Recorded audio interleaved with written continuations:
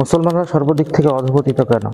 ইতিহাসের পাতায় দেখা যায় নবী করিম সাল্লাল্লাহু আলাইহি ওয়াসাল্লামের সুন্নতের অনুসরণ করে, তার আদর্শ জীবনে বাস্তবায়িত করে সাহাবায়ে কেরামগণ যেভাবে সারা বিশ্বে নিজের প্রভাব প্রতিপত্তি বিস্তার করতে সক্ষম হয়েছিলেন, নিজেদের প্রভাব প্রতিপত্তিতে কাফেররা পর্যন্ত থরথর করে কাঁপত।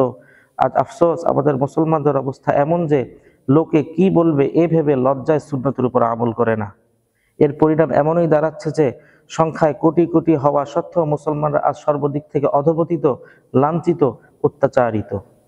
বর্তমানে মুসলমানদের সংখ্যা পৃথিবীতে যত আছে, ইতিপূর্বে কখনো এত ছিল না। বর্তমানে মুসলমানদের ধন সম্পদ যত আছে, ইতিপূর্বে কখনো এত ছিল না। কিন্তু নবী করিম সাল্লাল্লাহু আলাইহি ওয়াসাল্লামের ভবিষ্যৎবাণী, এমন এক যুগ আসবে যে তোমরা সংখ্যায় হবে অধিক, কিন্তু তোমাদের অবস্থা হবে স্রোতে ভেসে যাওয়া তৃণলতার ন্যায়, স্রোতে ভেসে যাওয়া ময়লা আবর্জনার ন্যায়, যার নিজের কোনো অধিকার নেই।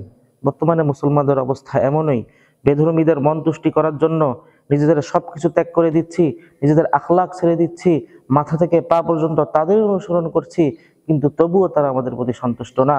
প্রতিনিয়ত মুসলমানরা মার খাচ্ছে, লাঞ্ছিত হচ্ছে, গৃহহীন হচ্ছে অমুসলিম জাতীয় রাষ্ট্রের কাছে।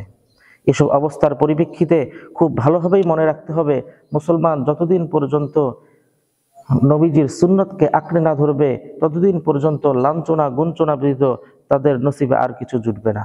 আল্লাহ তাআলা আমাদের সবাইকে নবীজির সুন্নতকে ব্যক্তিগত জীবনে, সামাজিক জীবনে, রাষ্ট্রীয় জীবনে, আন্তর্জাতিক জীবনে বাস্তবায়ন করার তৌফিক দান করুক। ওয়া আখির দাওয়ানা আলহামদুলিল্লাহি রাব্বিল আলামিন।